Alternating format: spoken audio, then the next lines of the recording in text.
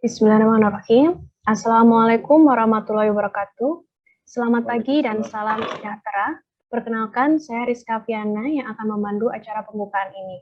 Alhamdulillah, puji syukur kita panjatkan pada Tuhan Yang Maha Esa, karena berkat rahmat-Nya, kita masih berkumpul bersama-sama meski harus dilaksanakan secara online.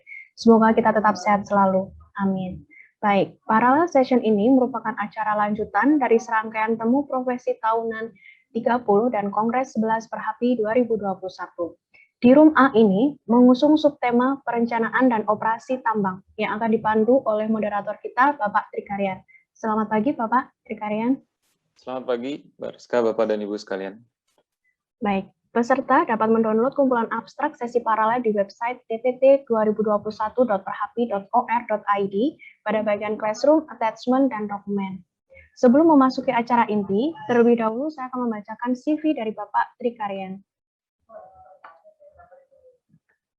Dr. Eng Insinyur Trikaryan MT merupakan dosen program studi teknik pertambangan Fakultas Teknik Pertambangan dan Perminyakan ITB dan sekaligus Kepala Laboratorium Perencanaan dan Valuasi Tambang Fakultas Teknik Pertambangan dan Perminyakan ITB, di mana Bapak Trikaryan untuk menyelesaikan pendidikan formalnya S1 di program studi Teknik Pertambangan Institut Teknologi Bandung, kemudian S2 program studi Rekayasa Pertambangan Institut Teknologi Bandung, serta S3 Earth Resource Engineering Kyushu University Japan. Baik, selanjutnya acara saya serahkan kepada moderator, ke Bapak Dr. Eng Insinyur Trikaryan MT, kami persilahkan.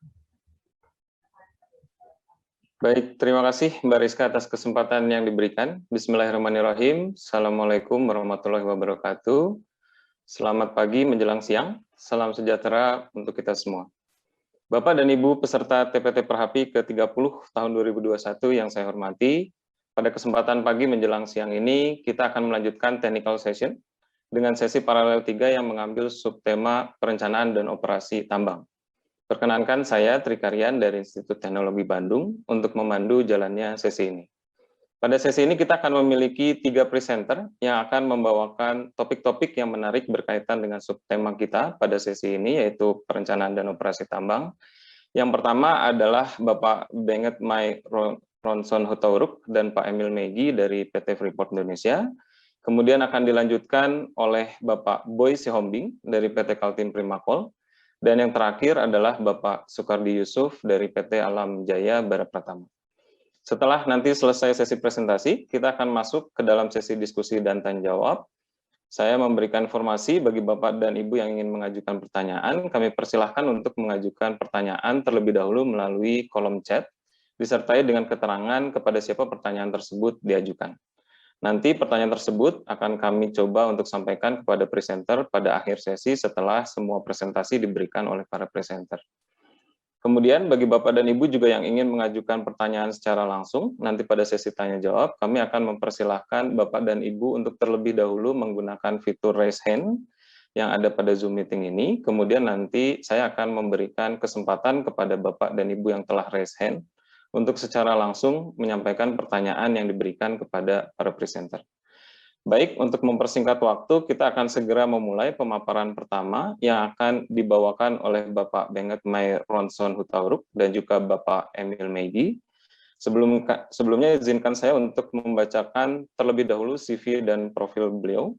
Bapak Benget Mai Ronson Hutauruk saat ini merupakan Superintendent Underground Surveyor di PT Freeport Indonesia. Beliau pernah mengenyam pendidikan di Universitas Sumatera Utara, serta melanjutkan studinya di Teknik Geodesi Institut Teknologi Bandung.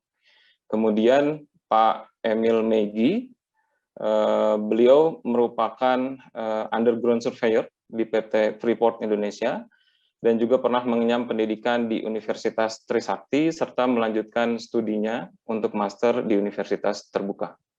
Pada kesempatan ini, Pak Emil Megi dan juga Pak Benget akan membawakan makalah dengan judul Penggunaan Drone dengan Teknologi LIDAR di Tambang Bawah Tanah PT Freeport Indonesia. Baik, kepada Pak Benget dan Pak Emil Megi, saya persilahkan untuk mempresentasikan makalahnya. Terima kasih sebelumnya Pak Trikaryan dan juga tim Perhapi.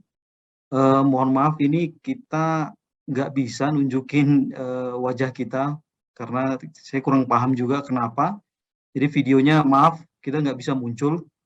Mudah-mudahan suara dan juga nanti bahan presentasinya cukup bisa dilihat ya. Saya bisa diizinkan untuk share ininya, filenya.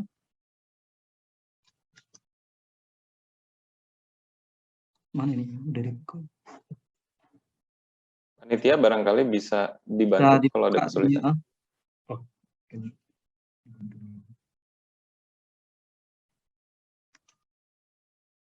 bisa tolong di ini kan? Oke. Ya, sip. Terima kasih.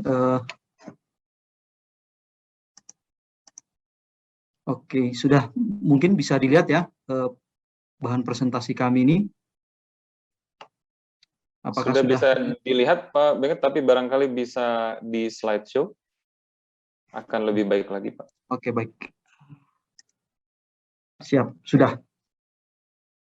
Baik Pak, Oke. sudah bisa terlihat dengan jelas. Silakan Pak.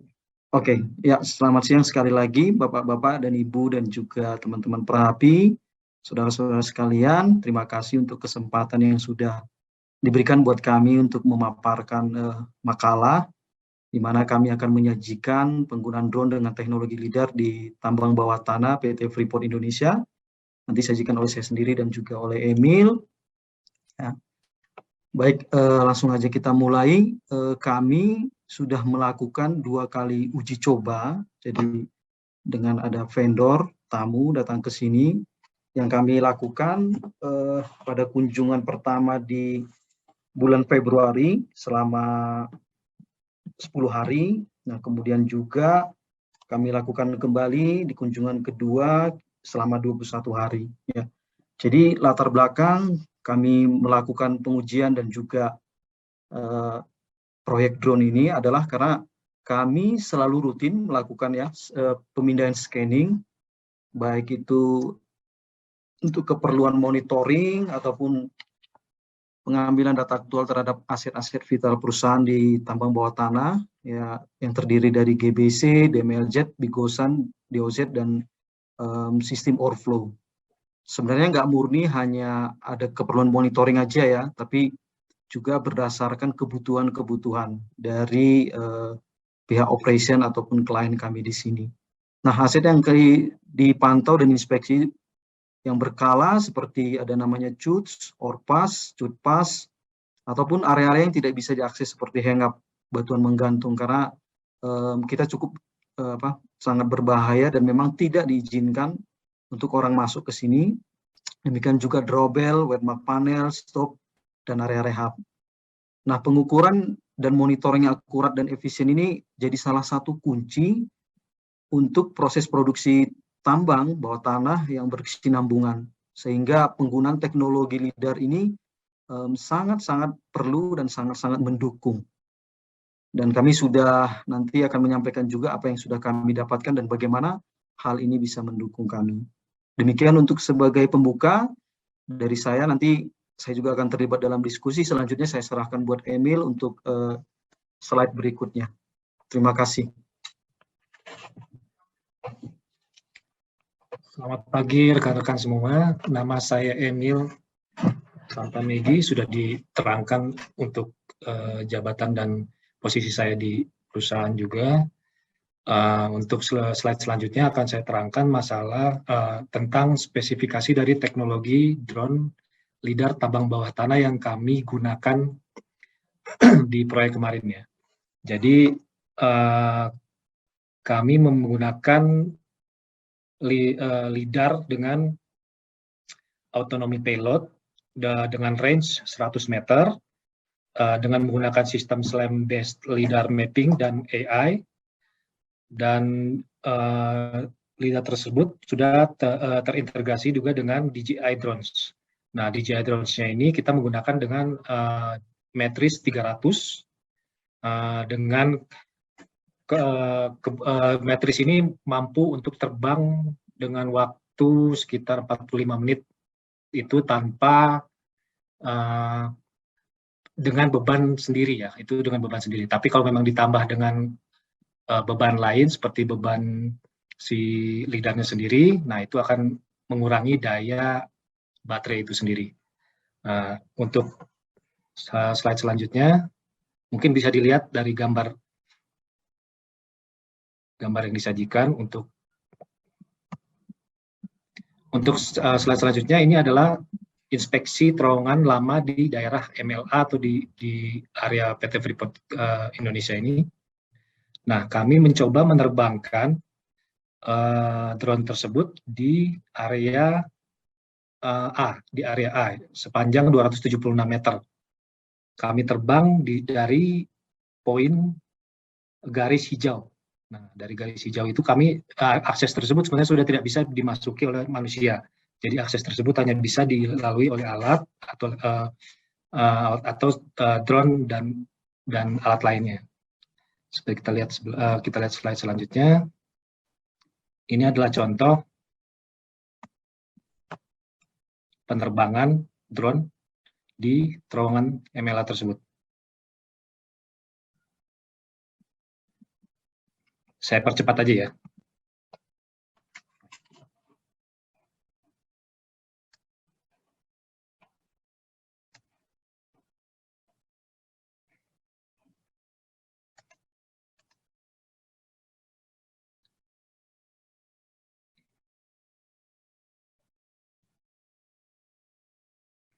Jadi sistem drone lidar ini dia menggunakan sistem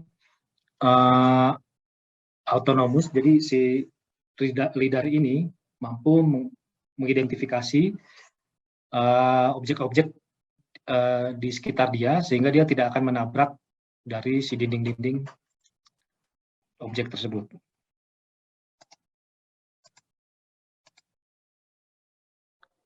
Durasi penerbangan ini sekitar 25 menit.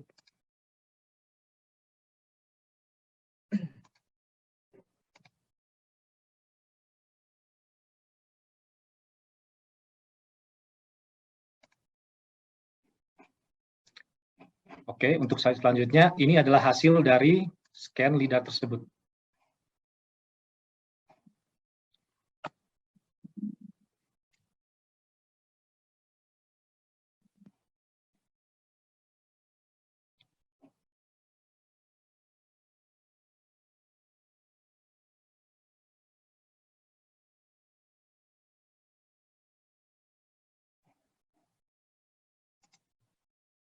Agak saya percepat saja ya.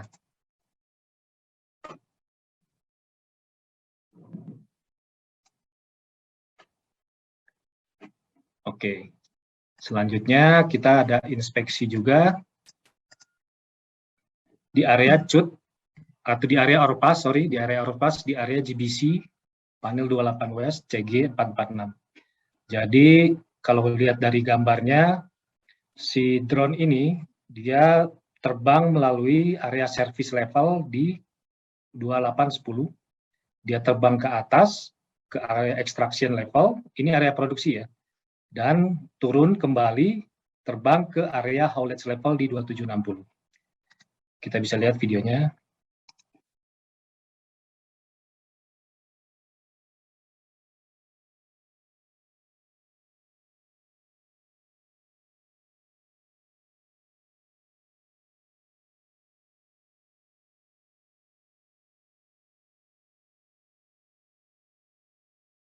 Area ini sudah tidak dimungkinkan lagi untuk dimasuki oleh orang.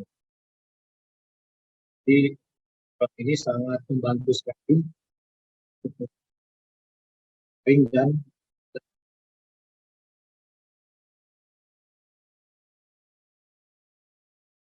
agak cepat ya.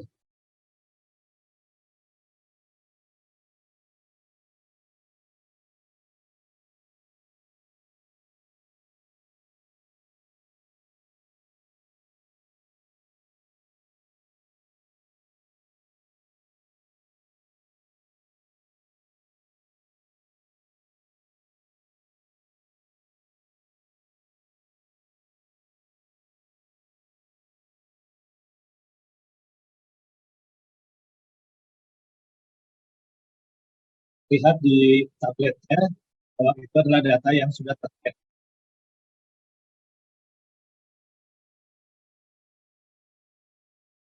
Jadi drone ini, saya LiDAR ini dia adalah real time data dengan langsung diambil dan langsung ditampilkan di layar. Oke, kita lanjut ke video berikutnya. Ini adalah hasil dari pengambilan di Orpas tadi. Terlihat sekali datanya cukup rapat, sehingga kita bisa menggunakan data ini untuk mengidentifikasi langkah-langkah selanjutnya.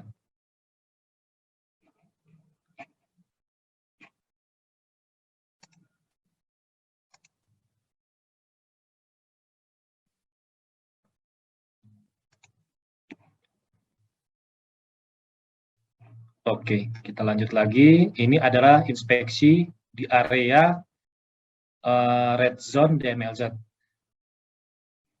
Yang dimaksud dengan area red zone DMLZ adalah area yang tidak bisa sama sekali dimasuki oleh orang, sehingga yang bekerja di situ adalah alat seperti drone ini atau remote loader yang dikendalikan dari luar. Jadi ini adalah gambaran data apabila si drone ini melewati area yang kecil dan bisa langsung memantau area rise, di mana di situ ada batuan menggantung atau ada area-area yang membahayakan. Nah, hasil dari pengambilan data LiDAR-nya itu seperti ini.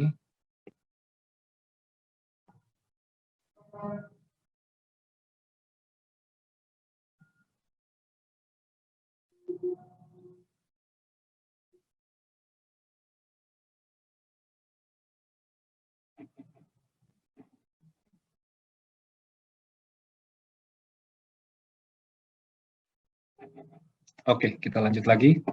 Kita juga mencoba untuk mentes si LiDAR drone ini di area yang sangat tinggi. Total dari rise ini atau lubang ini sekitar dia tingginya vertikal sekitar 600 meter. Nah, kita mencoba untuk menerbangkannya dan berhasil LiDAR ini mengambil data sampai ketinggian 450 meteran. Kalau dilihat dari videonya,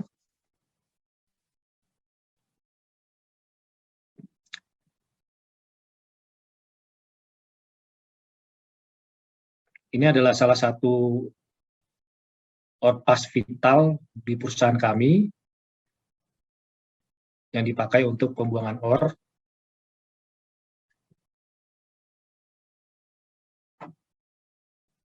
Total dia mencapai 400 meter.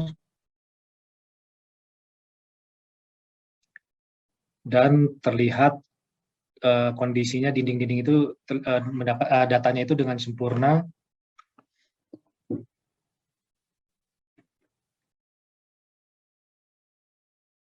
Kita lanjutkan lagi. Oke, ini adalah inspeksi di area Bigo Sunstop. Jadi Bigo Sunstop ini adalah sistem penambangan di daerah di area Bigo Sun. Seperti kita lihat, ini adalah perbandingan pengambilan data sebelum kita menggunakan drone. Jadi yang sebelum kita menggunakan drone ini kita menggunakan alat bernama CMS. Nah, kalau kita lihat perbandingannya, CMS ini memiliki low point density sehingga data banyak yang shadowing.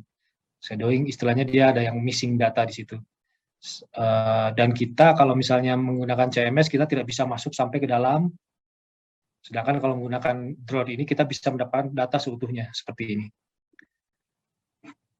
Kalau kita lihat, beginilah hasil dari drone di daerah Bigo Sun.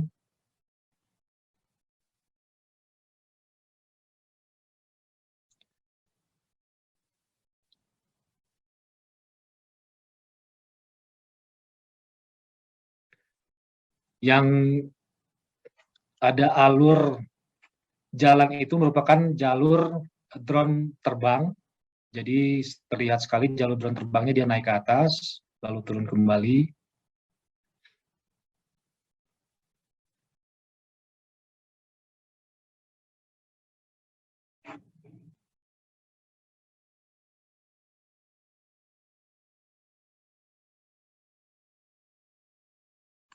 Oke. Nah, aplikasi drone ini juga kita coba untuk monitoring perubahan heading. Jadi kita coba dengan metode monitoring dilakukan dengan 3 kali terbang dan scan di area dan hari yang sama pada jarak 100 meter dengan menggunakan titik ikat poin target yang sudah di-marking di dinding-dinding heading. Nah, perbandingan scan 1 dan 2 kita dapatkan hanya selisih 20 mm dengan antara poin yang sama ya, di posisi yang sama. Dan perbandingan scan 1 dan 3 hanya selisih sekitar 26 mm. Jadi menurut kami sudah cukup.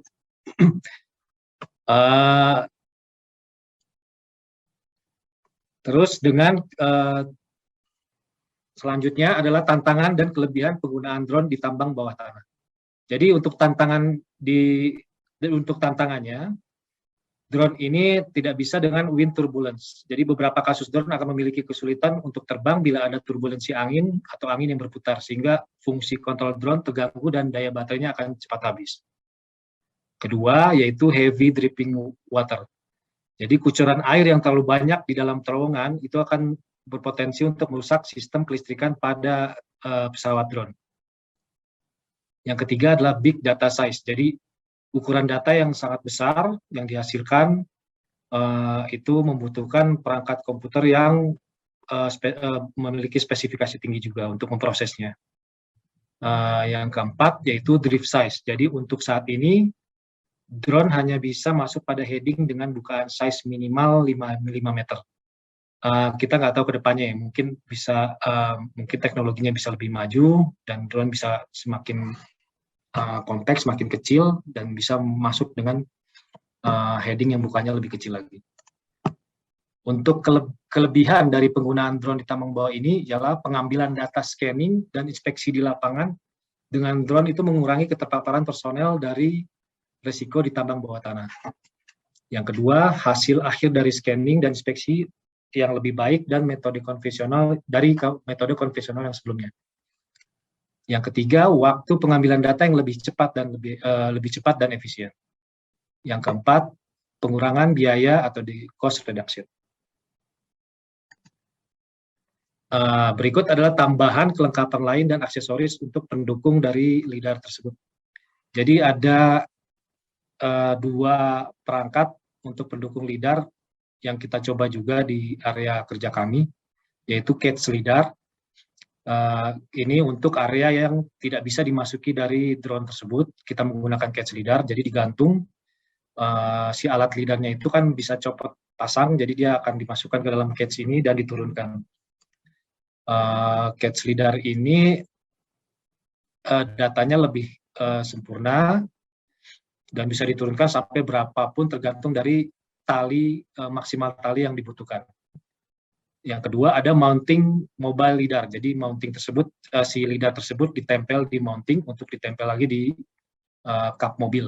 Nah itu bisa mobile sampai sekitar 1 kilo pun bisa. Kemarin kita coba sampai 14 kilo kita pernah coba dan datanya juga bagus, asalkan kita mempunyai titik ikat target yang sempurna, lebih bisa sempurna lagi kalau titik ikat targetnya itu kita pasang. Yang berikutnya adalah tambahan kelengkapan lain, yaitu Helios 2. Ini ada videonya. Helios 2 ini tidak menggunakan LiDAR, tapi dia hanya menggunakan video dan kamera. Ini ukurannya lebih kecil sehingga dia bisa masuk ke area-area rise yang lebih kecil lagi.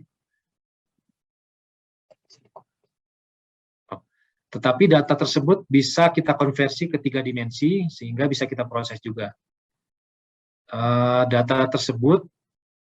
Data LiDAR ini berupa point cloud dan data video ini pun bisa kita konversi menjadi point cloud di software tertentu.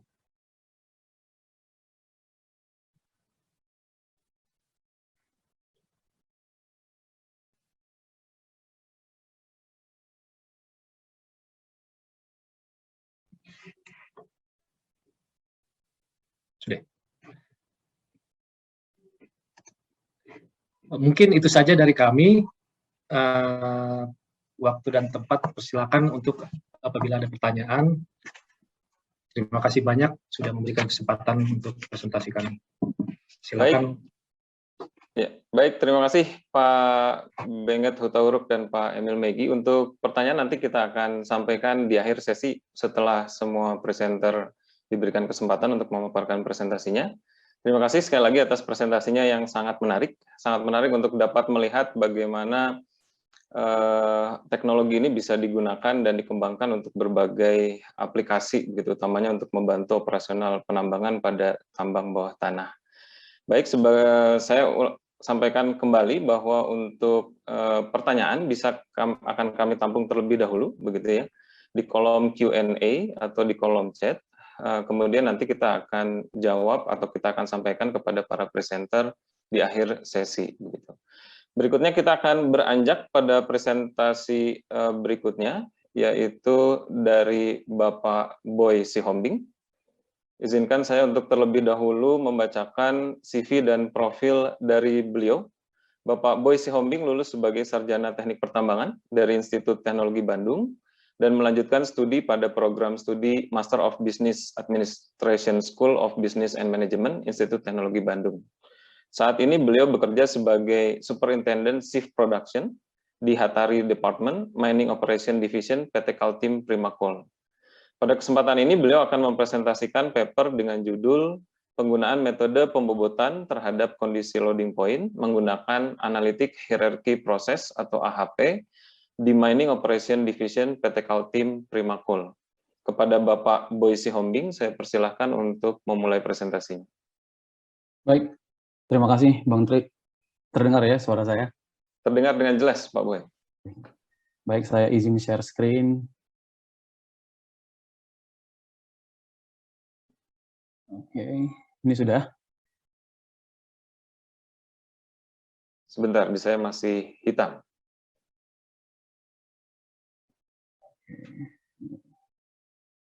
Oke, sudah terlihat Pak Boy? Tapi barangkali bisa ditampilkan slide show-nya ya, akan lebih baik. Oke, sebentar Bang. Ini ada salah. Oh, ini ya.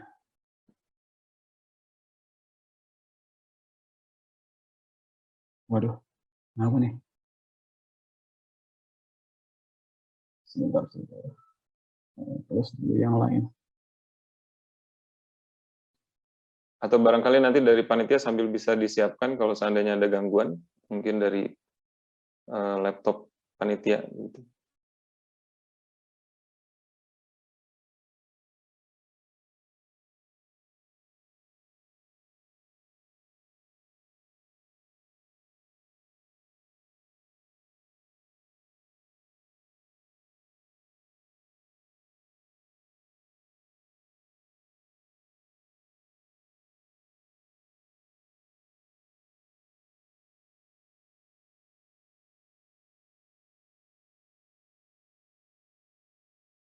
Ini belum bisa juga Bang Tri ya?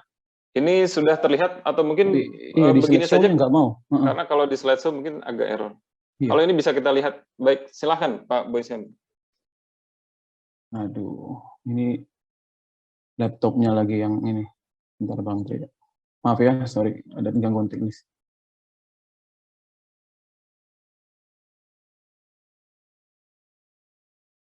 Atau barangkali mau dari panitia saja Pak Boy? Boleh. Dari panitia ada yang bisa membantu untuk share? Kemarin sudah saya share juga.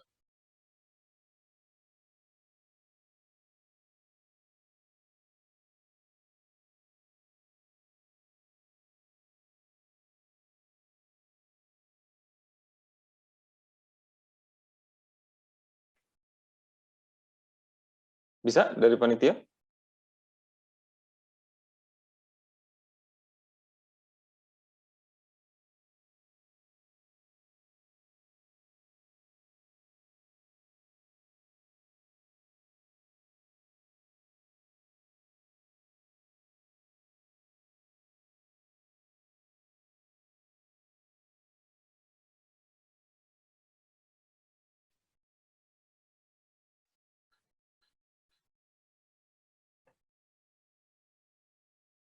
Atau barangkali dicoba lagi, mohon maaf, Pak Boy. Oke Bang, bentar. Tidak usah di slideshow ya. Iya, ini kenapa?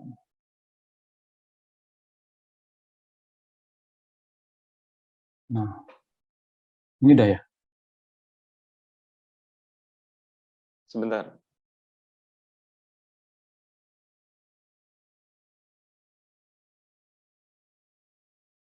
Ada.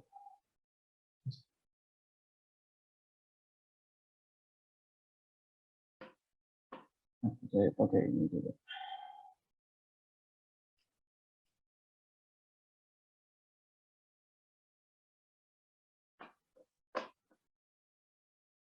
Oke, kalau masih belum bisa, mungkin saya izin dari saya, mungkin Pak Boy, saya bantu. Ada Bang Tri. Apakah bisa terlihat? Oke, ya pakai ini aja deh. Baik, Maaf ya. silakan. Ya, maaf, sorry atas gangguan teknis. Baik, izinkan saya ini mempresentasikan sebenarnya studi sederhana aja terkait dengan pembobotan ya, penggunaan metode pembobotan. Oh, sorry.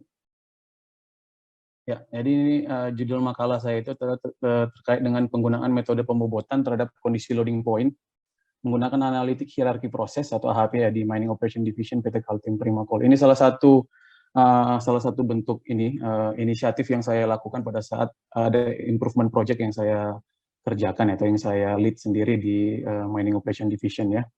Oke, next Bang Tri. Baik, ini adalah latar belakangnya, sorry jadi udah muncul semua ya. Jadi yang pertama itu di MOD atau di Mining Operation Division itu kita punya Miners App ya.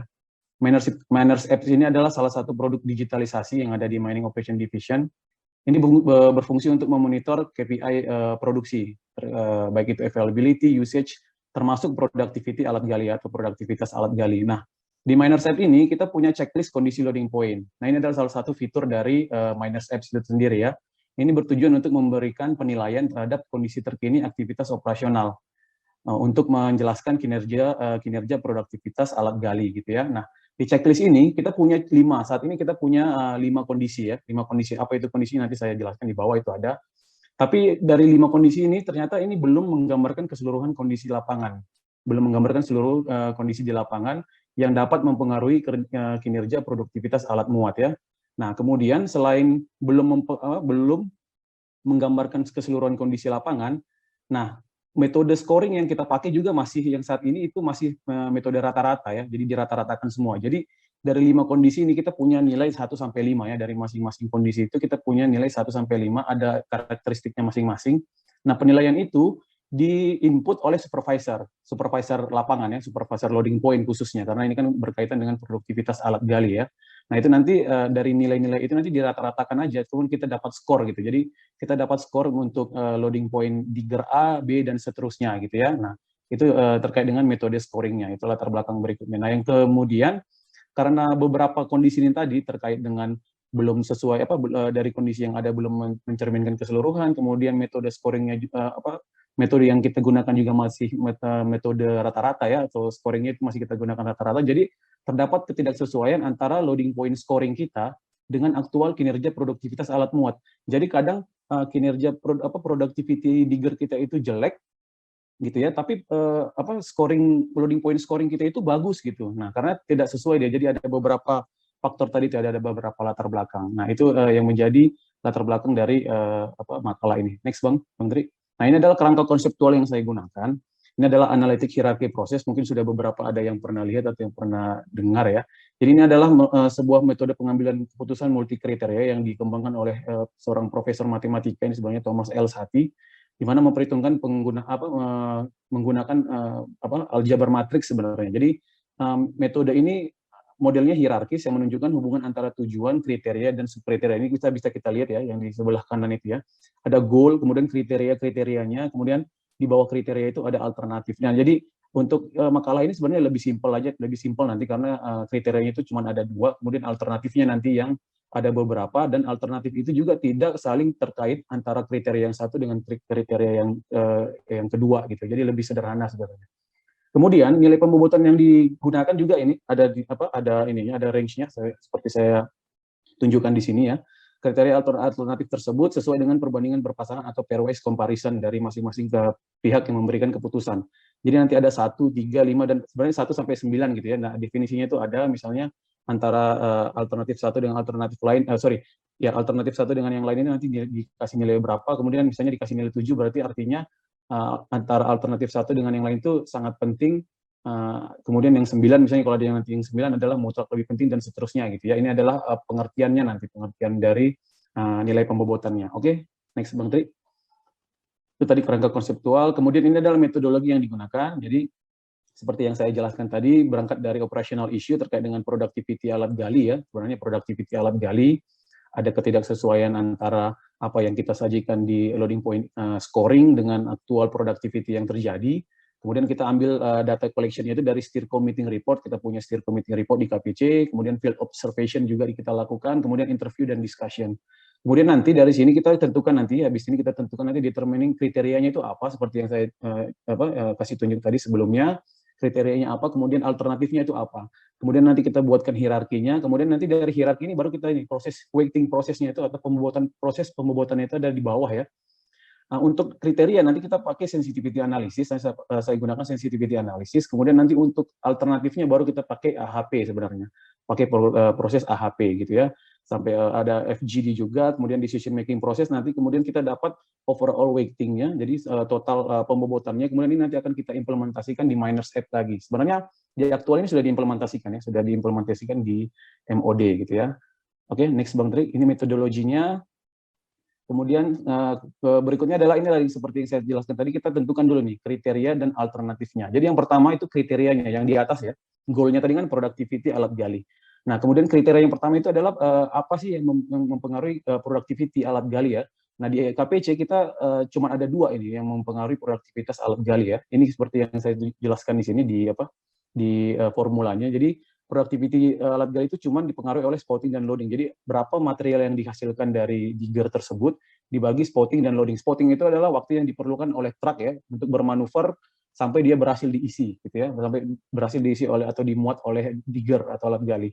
Kemudian loading time itu adalah ya berapa lama si alat gali itu memuat sampai si truk itu penuh. Jadi cuma ada 2 parameter kriterianya, atau kriteria itu cuma ada 2, spotting dan loading. Kemudian alternatifnya yang di bawah kita punya kondisi loading point seperti yang saya jelaskan tadi. Nah, current checklistnya atau yang tadi saya sebutkan di awal yang 5 itu adalah ini, undulasi, tinggi bench, lebar loading point, drainase, dan alat bantu. Jadi kita saat ini kita punya 5 kondisi loading point. Nah, ini yang kita anggap belum merepresentasikan keseluruhan kondisi di lapangan gitu ya. Jadi kita coba usulkan lagi, kita coba usulkan penambahan 3 checklist baru. Yang pertama itu adalah fragmentasi dan penetrasi bucket untuk digger ya. Kemudian yang kedua adalah metode penggalian dan material. Kemudian yang ketiga itu adalah skill operator digger. Nah, jadi kita setelah penambahan ini kita sudah sekarang itu punya 8 ya, 8 checklist. Nah, nanti dari 8 ini nanti kita pisahkan nih, mana kondisi yang memang berkaitan terhadap spotting atau yang mempengaruhi majority-nya mempengaruhi spotting, dan mana checklist yang akan atau kondisi loading point yang relatively berpengaruh terhadap loading time gitu ya. Nah, itu nanti kita bahas selanjutnya. Next Bang Tri. Nah, ini dia yang seperti saya jelaskan tadi, kan setelah kita tentukan kriteria dan alternatifnya, baru kita lihat nih konstruksinya, biar kita bisa lihat jelas permasalahan atau struktur masalahnya gitu ya. Jadi tadi kan kita punya tujuannya apa, productivity alat muat gitu ya. Nah, kriterianya kan tadi cuma ada 2, spotting dan loading. Nah, nanti kita untuk pembobotannya nanti kita gunakan sensitivity analysis. Kemudian alternatifnya dari yang 8 itu kita kelompokkan. Nah, spotting dari 8 itu ada 4 kondisi yang mempengaruhi spotting gitu ya. Yang pertama adalah undulasi, lebar loading point, drainase, dan alat bantu. Sementara untuk loading time, kondisi yang mempengaruhi loading time itu tinggi bench, fragmentasi dan penetrasi bucket, kemudian metode penggalian dan material, kemudian skill operator digger. Nah, nanti ini yang kita pakai menggunakan AHP gitu ya. Next Bang Tri. Nah, untuk kriterianya tadi ya, kita punya spotting dan loading. Nah, ini kita kenapa nggak bisa pakai AHP? Karena dia cuma punya 2 gitu ya, kita cuma punya 2 pilihan. Nah, nggak bisa kita menggunakan AHP, jadi kita kan nggak bisa nanya mana yang lebih penting, spotting atau loading gitu ya. Nah, itu agak aneh ya. Jadi makanya saya coba melakukan pendekatan menggunakan sensitivity analysis sebenarnya. Yang saya gunakan ini sederhana saja, saya menggunakan variabel pendekatan antara kombinasi R996 Sofol yang kita gunakan di KPC dan tipe truknya itu CAT 789 ya. Jadi spotting loading total plan kita itu adalah 2.27, di mana spottingnya 0.8 dan loading time-nya itu plan itu 1.47. Jadi ini plan, yang kuning ini plan. Kemudian saya gunakan swing sebesar plus minus 5% gitu ya untuk untuk melihat mana sih yang lebih sensitif gitu terhadap perubahan productivity, apakah spotting dan loading. Nah, hasilnya dari ini, jadi ini saya tunjukkan hasilnya saja. Terhadap swing plus dan 5% tadi, plus minus 5%, spotting itu berkontribusi atau terkait sensitivity-nya 35.23% gitu ya, bobotnya. Kemudian sisanya itu adalah loading time gitu ya, 64.8%. Jadi kita sudah punya bobotnya dulu nih. Kriterianya tadi kita sudah punya bobot, spotting itu 35.2%, sementara itu loading time-nya 64.8%. Oke. Next Bang Tri. Nah, kemudian kita sebelum kita ke alternatifnya tadi terkait dengan AHP-nya. Nah, AHP sendiri itu kita menggunakan pendekatan FGD sebenarnya ya, focus group discussion. Jadi ini terdiri dari 20 tenaga ahli di MOD, Mining Operation Division, terkait dengan jabatannya terlibat manajer, superintendent, dan senior engineer. Ini komposisinya ya, atau ya komposisi anggotanya. Kemudian dari terkait dengan durasi kerja ini dia antara 10 sampai 15 tahun yang paling banyak, kemudian 15 sampai 20 tahun, bahkan 25 sampai 30 tahun ada yang terkait dengan manajer ya. Jadi ini adalah komposisi dari 20 orang yang dilibatkan terhadap FGD tadi, karena ini data kualitatif yang untuk menentukan itu tadi AHP-nya tadi. Next Bang Tri. Nah, ini adalah hasilnya, hasil pembobotannya ya, atau AHP-nya, proses AHP-nya itu, analytic hierarchy prosesnya. Jadi yang pertama itu kita buat matriks perbandingan perpasangan atau pairwise comparison yang saya sebutkan tadi untuk spotting dan loading ya masing-masing. Kita kan tadi punya 4 spotting, 4 loading ya. Jadi ini masing-masing. Jadi masing-masing nilainya ini antara undulasi dengan lebar loading point itu kita pertanyakan gitu ke expertnya tadi. Nah, nilainya ini adalah nilai yang di-input berdasarkan tadi yang saya sampaikan di awal, antara range 1 sampai 9 gitu ya. Nah, masing-masing ini sebenarnya dia misalnya undulasi terhadap lebar loading point, saya kasih contoh ya. Jadi menurut expertnya tadi lebar loading point itu lebih penting daripada undulasi. Makanya kita kasih di sini 1/7 ya untuk undulasi, tapi di lebar loading point-nya 7. Ini sebenarnya berpasangan ya. Jadi kalau kita kasih 7 berarti kebalikannya itu 1/7, seperti itulah simpelnya ya. Itu untuk kita lakukan sama spotting dan loading. Nah, ini adalah proses perhitungannya sebenarnya. Proses perhitungannya ini matrik normalisasinya. Kemudian ini adalah scoring akhirnya ini. Ini adalah scoring akhirnya, ini sebenarnya average dari ini semua. Average dari undulasi, average dari matriks normalisasi dari masing-masing alternatifnya. Ini adalah bobot dari masing-masing mereka semua. Baik untuk spotting, alternatif spotting, dan alternatif loading. Ini ada persentasenya masing-masing ya. Next Bang Tri. Nah, jadi ini adalah pembobotan akhirnya. Jadi kita kan tadi sudah punya ya, spotting dan loading kita sudah punya tadi bobot untuk kriterianya 35.23% untuk spotting, dan loading itu 64.77. Nah, dari AHP tadi, dari proses AHP tadi, ini adalah alternatif dari masing-masing tadi. Ini yang saya sebutkan tadi, atau grafik tadi itu adalah ini dia persentasenya masing-masing gitu ya. Nah, bobot akhirnya sebenarnya itu adalah perkalian dari bobot kriterianya terhadap bobot alternatifnya gitu ya. Makanya saya sebut tadi ini sebenarnya lebih sederhana gitu ya, karena masing-masing ini dia berdiri sendiri gitu, alternatifnya tidak saling silang seperti contoh atau konseptual tadi yang saya sampaikan ya. Jadi alternatif untuk spotting itu ya dia hanya berkaitan terhadap spotting, alternatif untuk loading dia hanya berkaitan dengan loading gitu ya. Jadi ini adalah bobot finalnya, kita punya 100%. Jadi masing-masing bobot tadi, sorry Bang, back satu kali Bang Tri. Nah, ini kita kan punya 8 ya, jadi 8 ini kita sudah bobotkan nih. Jadi kita sudah punya kondisi-kondisi yang memang lebih kondisi yang lebih sensitif atau lebih berpengaruh terhadap produktivitas alat gali berdasarkan itu tadi, berdasarkan judgement dari expert yang kita ikutkan di dalam focus group discussion-nya tadi. Ini hasilnya.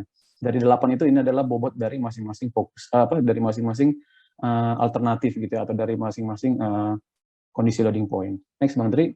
Ini adalah ini adalah untuk menguji ya sebenarnya ya, untuk menguji dari apa yang kita kerjakan. Jadi di AHP itu kita punya persyaratan bahwa nilai konsistensi rasionya itu harus 10%. Itu baru dikatakan atau secara akademik atau secara akademik bisa saya katakan, atau secara prosesnya itu adalah proses yang kita lakukan di FGD itu dinyatakan sah gitu ya, atau acceptable gitu lah, acceptable. Nah, kita sebenarnya prosesnya itu kita tentukan dulu konsistensi indeksnya, begini ini perhitungannya yang nggak usah saya jelaskan. Jadi ini hasilnya, konsistensi indeksnya kita dapat, kemudian nanti kita cari konsistensi rasionya. Nah, ini dari random, kita juga menggunakan random index karena kita tadi punya matriks 4x4 ya, jadi kan kita punya 4 alternatif, jadi kita punya 4x4 matriks. Nah, karena kita punya 4, kita menggunakan random index yang ini 0,9 untuk menghitung konsistensi rasionya. Jadi dari konsistensi indeksnya kita dapat konsistensi ratio untuk spotting dan untuk loading. Nah, bisa kita lihat bahwa untuk konsistensi ratio spotting itu hanya 4,41% dan di loading itu 6,71%. Artinya proses AHP atau dari proses AHP atau FGD yang kita lakukan itu acceptable gitu ya, acceptable untuk perhitungan yang kita lakukan begitu. Next Bang Tri, ini adalah yang terakhir, ini adalah summary-nya dari yang kesimpulannya. Jadi yang pertama, penambahan 3 kondisi loading point ke dalam daftar checklist diharapkan dapat menyuguhkan kondisi sebenarnya yang ada di lapangan. Yang kedua adalah dari 2 parameter produktivitas alat muat, waktu loading merupakan parameter yang paling sensitif mempengaruhi kinerja productivity ya. Loading time kan kita punya spotting dan kita punya loading. Nah, loading time itu mempengaruhi lebih sensitif terhadap productivity. Yang ketiga, berdasarkan analitik hierarki proses, bobot yang paling besar mempengaruhi kinerja produktivitas alat muat itu adalah terkait dengan loading time itu adalah fragmentasi dan penetrasi paket itu 41,57%. Kemudian terkait dengan spotting, yang paling besar itu bobotnya itu adalah labor loading point sebesar 19,35%. Yang berikutnya adalah perhitungan konsistensi ratio untuk parameter waktu loading adalah sebesar 6,71%, sementara untuk parameter waktu spotting sebesar 4,41%. Artinya bahwa penilaian dilakukan oleh para anggota forum group discussion tadi atau FGD adalah konsisten, begitu. Ini adalah kesimpulan dari makalah yang saya sampaikan. Begitu, Bang Tri, saya kembalikan ke moderator. Terima kasih.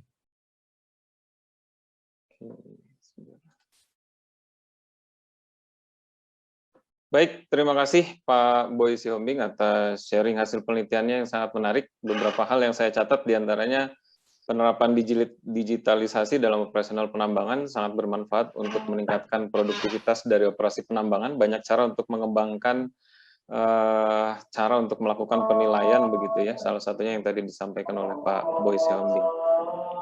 Baik, sekali lagi kami sampaikan bagi Bapak dan Ibu peserta TPT yang ingin menyampaikan pertanyaan bagi para presenter, untuk sementara dapat menuliskan pertanyaannya pada kolom chat yang sudah disediakan. Nanti kami akan sampaikan kepada para presenter setelah sesi pemaparan ini berakhir. Berikutnya kita akan beranjak ke presenter ketiga dan terakhir, yaitu Bapak Sukardi Yusuf. Bapak Sukardi Yusuf bekerja sebagai Department Head HCGA and Eksternal di PT Alam Jaya Bara Pratama, Job Site Jembayan Tenggarong, Kalimantan Timur. Beliau merupakan seorang alumni dari S1 Teknik Pertambangan Universitas Islam Bandung dan saat ini sedang meneruskan pendidikan S2 Ilmu Lingkungan di Universitas Negeri Padang serta pendidikan profesi insinyur di Universitas Islam Bandung. Adapun judul yang akan dibawakan oleh beliau pada kesempatan pada saat ini adalah optimalisasi coal barge loading pada kondisi air surut. Kepada Bapak Sukardi Yusuf, saya persilahkan untuk mempresentasikan hasil penelitiannya. Baik, terima kasih Pak Moderator. Mohon izin share screen Pak Moderator. Ya, silahkan Pak Sukardi Yusuf.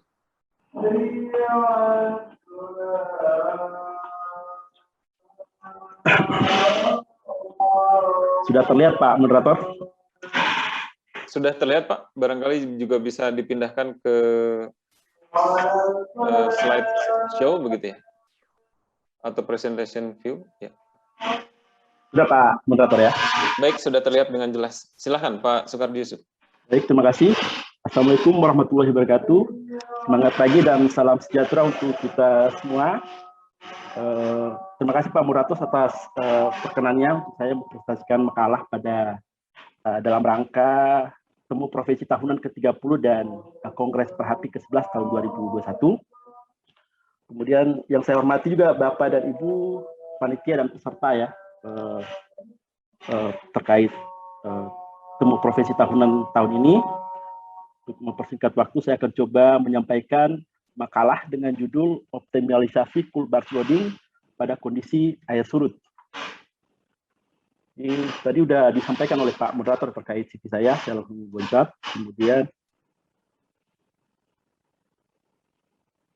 Ini pendahuluan. Latar belakang awalnya adalah jujur aja beranjak dari project improvement, bahwa sepanjang tahun 2020 kita ketahui bahwa ada COVID-19 ya, pandemi COVID-19, di mana memang ada efisiensi di mana-mana, ada efisiensi manpower, ada efisiensi cost, dan lain sebagainya. Sementara di saat yang sama juga kita tetap harus memenuhi target produksi yang dibebankan oleh manajemen, kemudian target produksi pemenuhan kerjasama kita dengan buyer, dan juga terkait pemenuhan kita realisasi RKB 2020. Sebenarnya latar belakangnya adalah tingginya sedimentasi atau tongkang kandas ketika air surut di jeti PT ABP.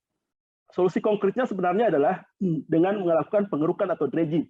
Cuman dengan dasar bahwa adanya pandemi COVID-19 sehingga ada efisiensi bermana, termasuk efisiensi cost, sehingga kita sebagai orang lapangan ya diarahkan manajemen untuk mencari project improvement ya kan, yang bisa tepat guna dan irit cost gitu, tapi dengan tetap berjalan operasi dengan mempertimbangkan teknis maupun safety-nya.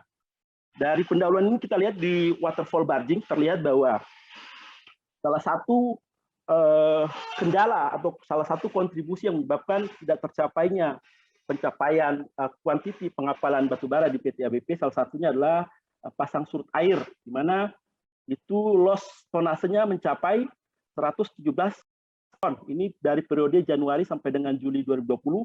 Ketika kita konversi 117.777 ton itu sepanjang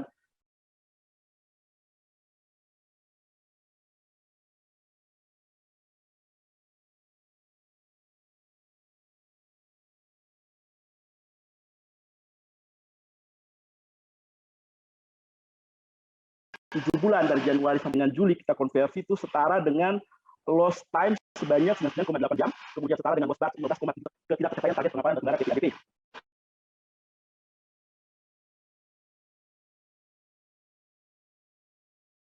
Recording in progress. Dari arah Tenggarong ke Samarinda, hilirnya di Samarinda, hulunya di Tenggarong. Kemudian kita bicara terkait posisi urutan pemuatan batubara dari buritan, yaitu di gunung pertama sampai ke gunung kelima atau di haluan.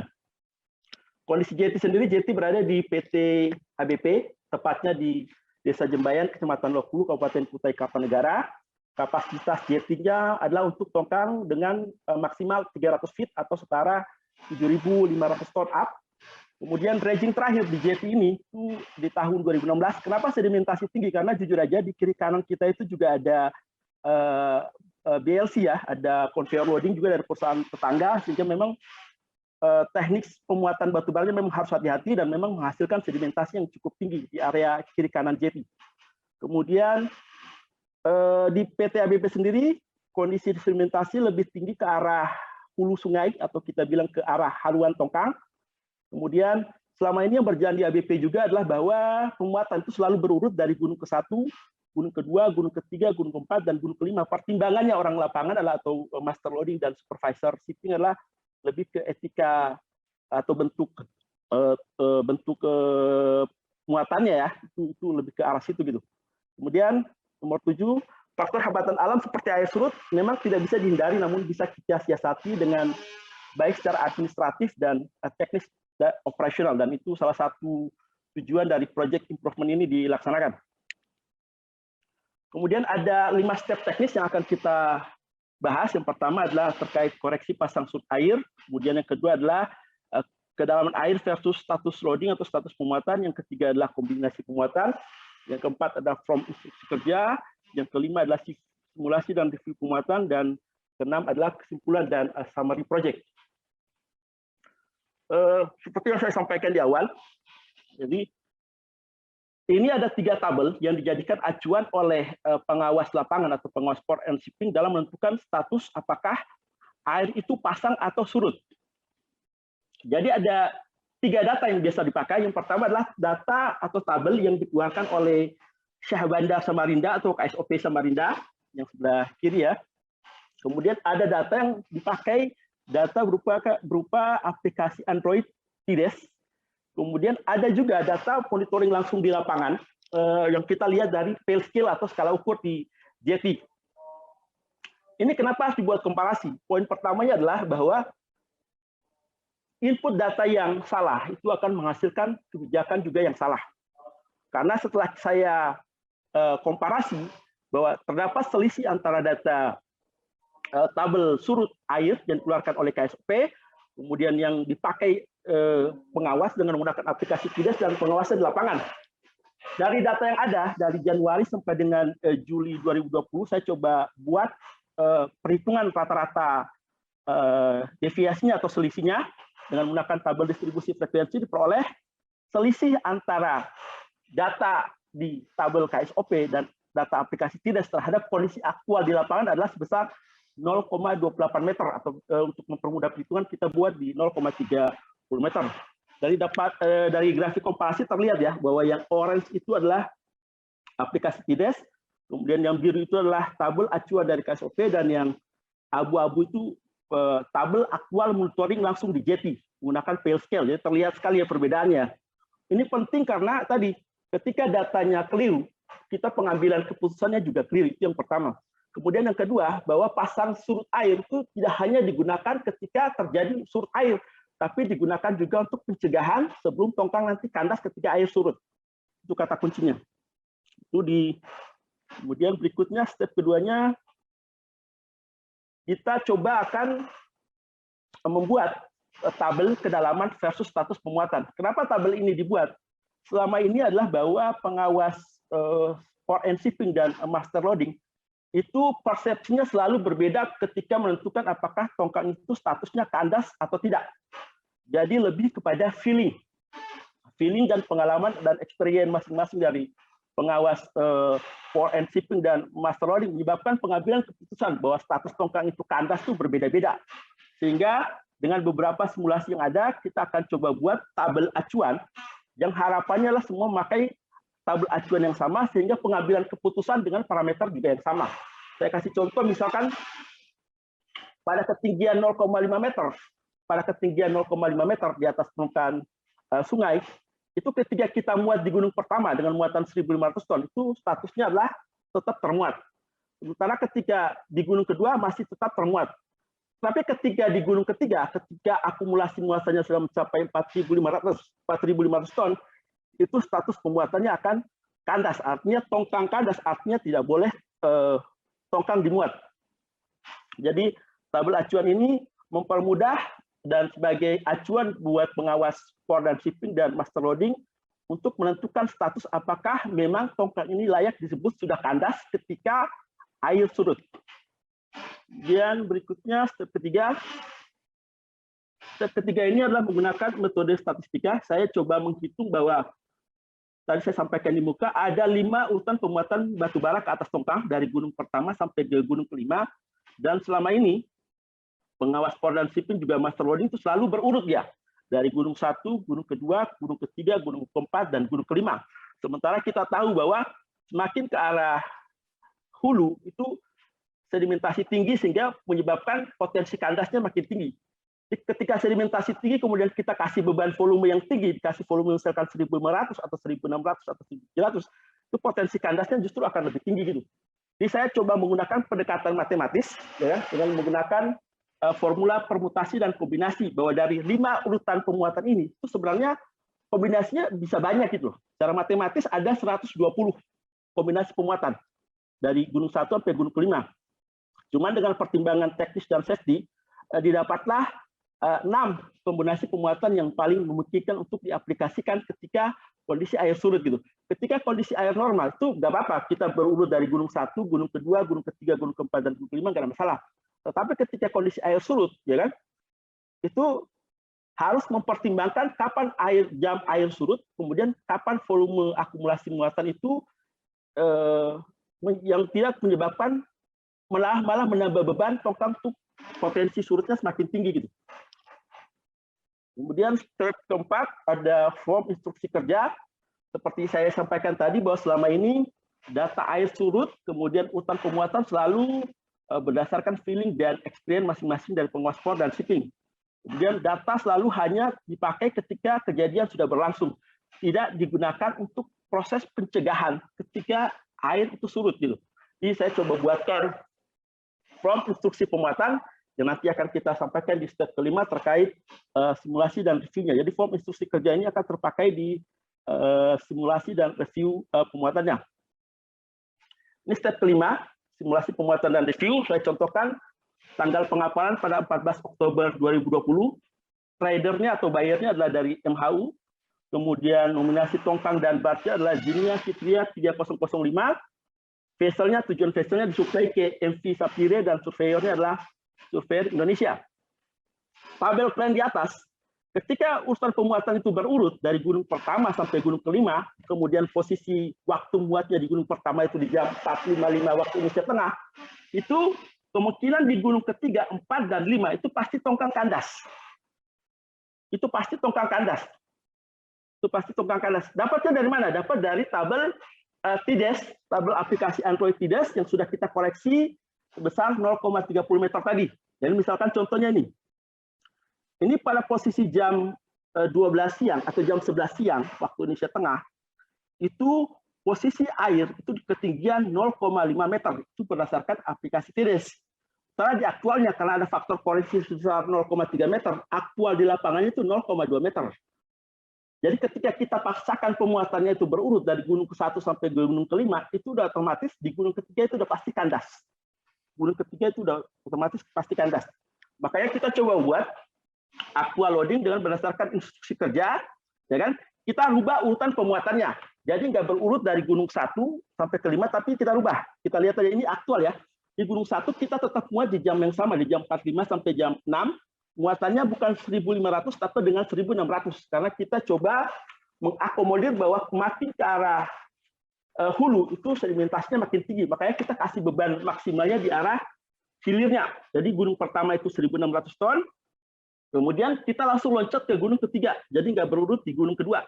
Gunung ketiga muatan 1.600 ton, akumulasi muatannya adalah 3.200 ton, posisi status pemuatannya adalah tetap bisa loading.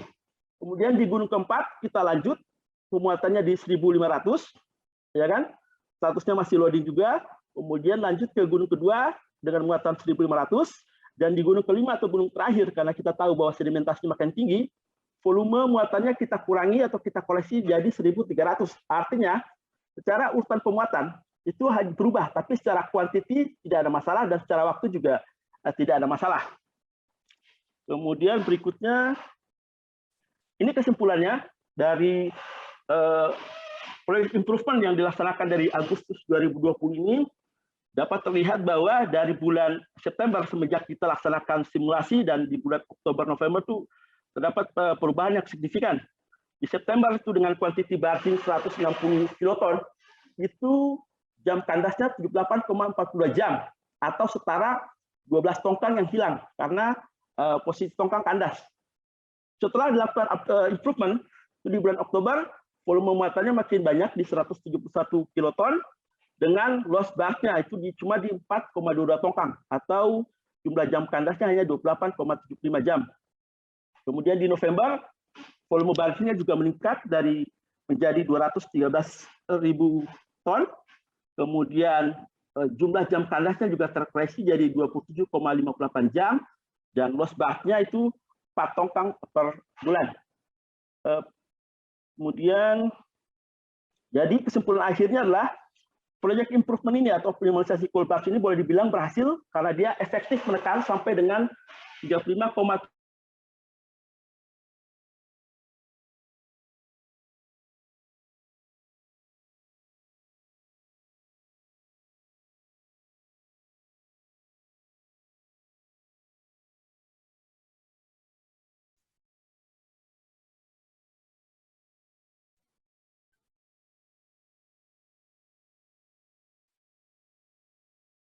Baik, terima kasih Pak Soekardi Yusuf atas presentasinya yang menarik tentang optimalisasi coal barge loading pada kondisi air surut.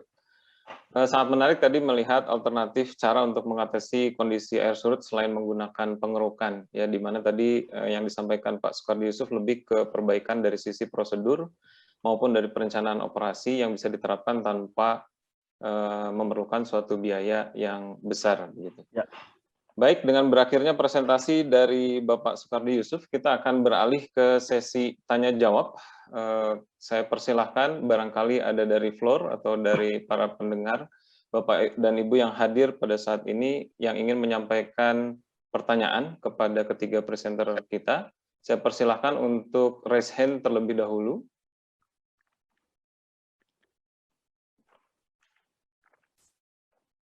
Kita masih punya waktu sekitar 15 menit sampai 11.40 untuk sesi yang kedua ini. Tidak ada. Dari kolom chat juga saya lihat masih belum ada. Barangkali kalau mau ada yang menyampaikan, silahkan raise hand atau bisa menyampaikannya melalui kolom chat. Barangkali kalau masih belum ada, sambil menunggu, ada beberapa pertanyaan dari saya. Mungkin yang pertama untuk Pak Benget dan Pak Emil ya. Jadi tadi salah satu potensi yang mungkin bisa kita eksplorasi lebih jauh itu adalah untuk pemanfaatan di geoteknik begitu ya. Misalnya untuk pemantauan deformasi di terowongan. Nah, pertanyaan dari saya sebetulnya seberapa jauh akurasi penggunaan drone ini begitu, Pak Emil dan Pak Benget. Sehingga kita bisa melihat apakah mungkin potensinya cukup baik untuk bisa melakukan pemantauan deformasi di terowongan, khususnya untuk kestabilan terowongan bawah tanah. Barangkali bisa dijelaskan Pak Benget atau Pak Emil.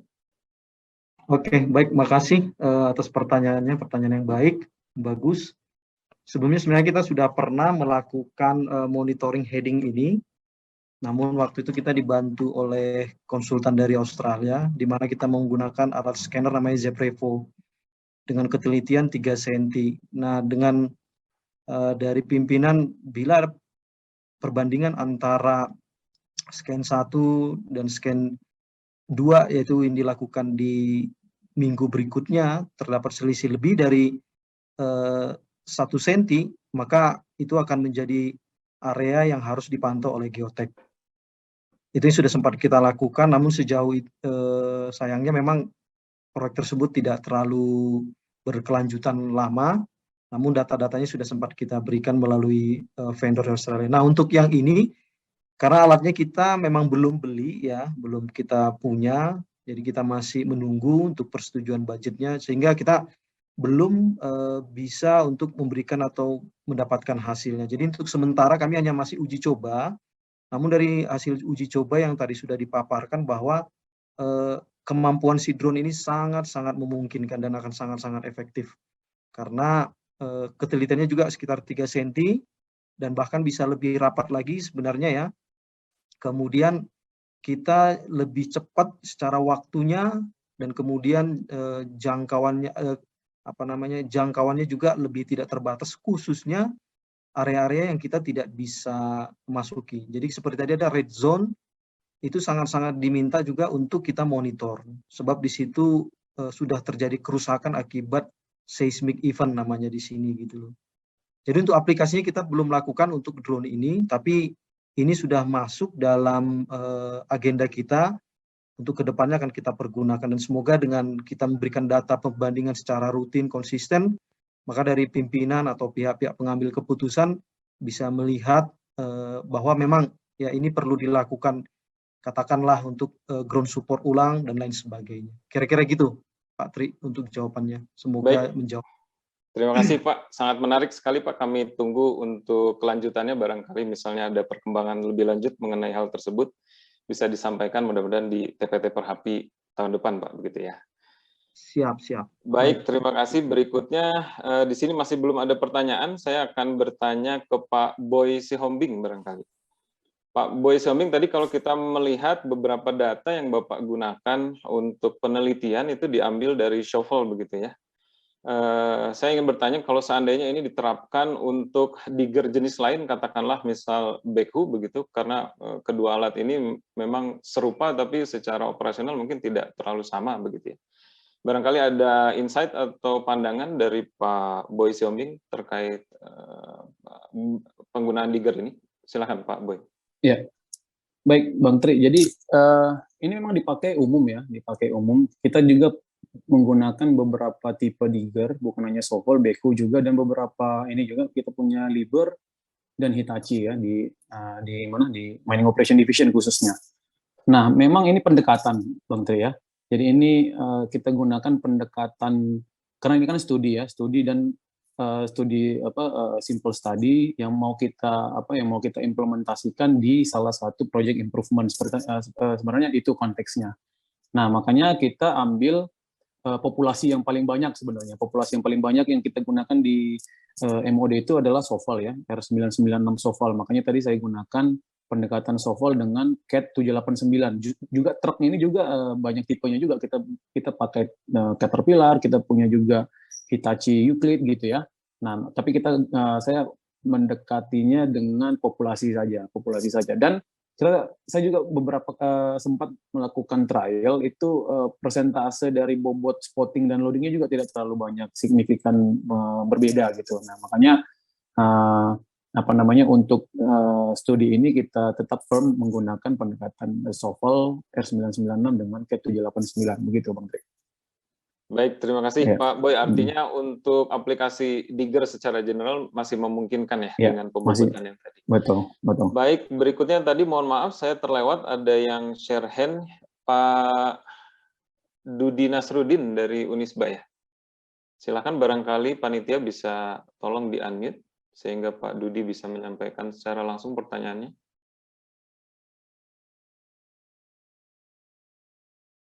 Pak Dudi, apakah bisa mendengarkan saya, Pak?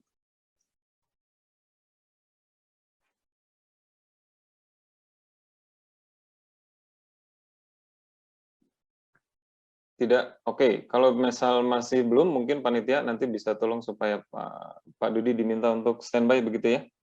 Kita berikutnya, saya punya pertanyaan sedikit untuk Pak Sukardi Yusuf, barangkali mudah-mudahan sinyalnya baik di sana. Pak Sukardi Yusuf, tadi digunakan koreksi sekitar 0,3 meter begitu ya, Pak Sukardi Yusuf ya. Sedangkan yang tadi kami lihat itu adalah untuk penerapan aplikasi di bulan Oktober. Nah, pertanyaannya apakah kita bisa menggunakan koreksi ini untuk semua bulan dalam 1 tahun atau mungkin setiap bulan memiliki nilai koreksi yang berbeda-beda begitu. Silakan Pak Sukardi Yusuf. Ya, terima kasih Pak Moderator. Sebelumnya saya mohon maaf Pak Moderator, tadi mungkin suara agak putus-putus ya, karena memang sinyal lagi kurang bagus dan cuaca juga lagi mendung ya di sini ya Pak Moderator ya. Ya, sudah jelas Pak Sukardi. Moderator tadi juga Zoom video jadi agak berat.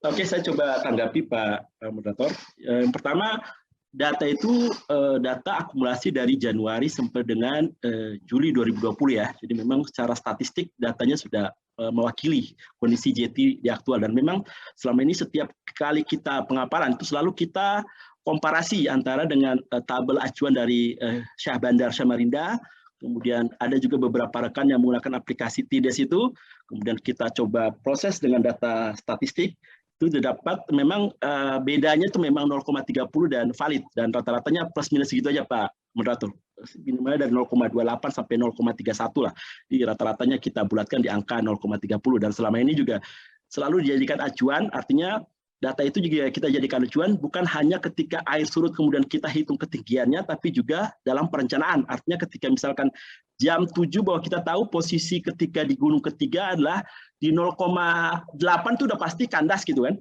Ya kan? Di 0,8 itu pasti kandas. Kemudian berdasarkan aplikasi atau misalkan tabel KSOP ternyata posisinya itu di 1,1. Itu kan pasti kita tahu kan bahwa ketika pemuatan di gunung ketiga ya kan dengan koreksi 0,3 terhadap aplikasi TIDES maupun tabel KSOP, udah pasti dia akan kandas ketika muat di gunung ketiga. Itu yang kita hindari. Artinya data itu dijadikan sebagai pencegahan, bukan nunggu kandas baru kita bilang kandas, enggak. Jadi data itu kita gunakan sebagai acuan dalam antisipasi, karena air surut kan nggak bisa dihindari. Yang kita bisa lakukan adalah dengan mensiasati, dan kalau dibilang valid, datanya sudah valid Pak Moderator berdasarkan jumlah data dan memang menggunakan pendekatan matematis dengan tabel distribusi frekuensi. Demikian yang bisa saya sampaikan. Terima kasih. Baik, terima kasih. Artinya pendekatan ini bisa banyak digunakan oleh tambang-tambang yang serupa ya, yang mengalami hal-hal kendala yang sama, terutama untuk pengangkutan begitu. Baik. Aktualnya memang sudah terpakai Pak Moderator. Jadi di sebelah kami ada namanya JT PT Mitra Terminal Kaltim, karena juga masih bertetangga sebelah kan. Jadi memang sudah terpakai juga Pak Moderator. Jadi sudah teraplikasi juga untuk mungkin JT-JT yang berada di sekitaran PT ABP Pak Moderator. Ya, terima kasih atas informasinya Pak Sukardi Yusuf. Baik, Pak Dudi Nasruddin, apakah sudah bersama kami?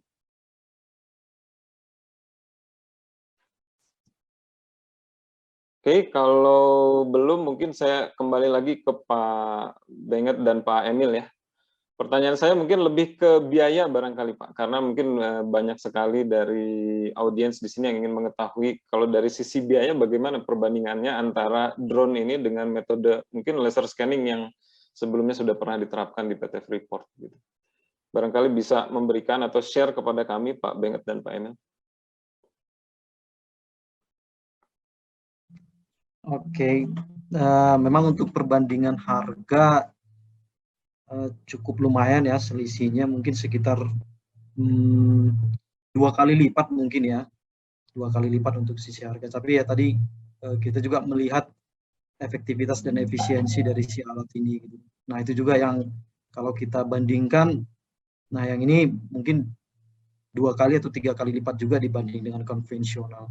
Sehingga yang pada akhirnya kan kita akan mengambil keputusan itu lebih akurat ya kalau kita memiliki data yang lebih akurat juga gitu. Nah itu kadang-kadang agak susah juga kita bandingkan dengan sisi harga. Ya baik, terima kasih. Tapi dari sisi multiplier efeknya mungkinnya kalau kita menyebutkan biasa seperti ya, itu. Mungkin bisa jelas ya suaranya ya. Jelas Pak Benget, Pak Emil. Dari sisi itu, kemudian dari sisi safety juga, terutama tadi kita lihat aplikasinya di red zone begitu sangat bermanfaat. Baik, saya kira dari Pak Dudi Nasruddin masih ada, kalau tidak ada, saya mungkin izin. Betul sih. Ya. Dari Pak Dudi Nasruddin masih ada, kalau tidak ada mungkin saya izin untuk menutup sesi paralel 3 ini ya. Baik, sebelum menutup sesi pada pagi menjelang siang ini, izinkan saya untuk membacakan kesimpulan dari diskusi kita pada sesi ini, yaitu tadi kita sudah melihat banyak sekali cara untuk dapat melakukan optimasi penambangan, ya, diantaranya melalui digitalisasi, kemudian juga ada dari sisi penyempurnaan prosedur dan perencanaan operasi, serta penerapan teknologi terkini. Gitu. Tentunya optimasi ini akan sangat bermanfaat untuk peningkatan produktivitas, tanpa mengabaikan aspek keselamatan dalam suatu operasi penambangan. Demikian, saya selaku moderator memohon maaf apabila ada kekurangan selama memandu jalannya sesi ini. Semoga apa yang kita bahas di sesi ini dapat memberikan manfaat bagi kita semua dan membawa kemajuan bagi pertambangan di Indonesia. Sekian dan terima kasih. Selamat pagi. Assalamualaikum warahmatullahi wabarakatuh. Saya kembalikan kepada pembawa acara. Baik, terima kasih Pak Trikarian selaku moderator. Sekian diskusi kita hari ini. Terima kasih saya ucapkan kepada moderator dan seluruh peserta atas partisipasinya, sehingga acara ini bisa berjalan dengan sukses. Sebelum kita akhiri, panitia akan memberikan plakat secara virtual untuk setiap presenter dan moderator. Panitia, bisa tolong dibantu?